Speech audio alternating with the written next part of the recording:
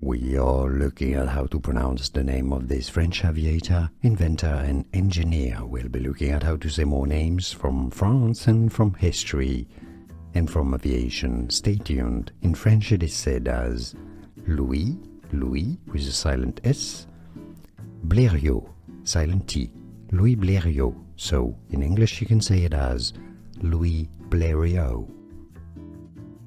We are looking at how to pronounce the name of this French aviator, inventor and engineer. We'll be looking at how to say more names from France and from history and from aviation. Stay tuned. In French it is said as Louis, Louis with a silent S, Blériot, silent T, Louis Blériot. So in English you can say it as Louis Blériot. Here are more videos on how to pronounce more confusing words and names too many mispronounced. Like this video if you found it useful. I appreciate your support. I'll see you soon and thanks for watching.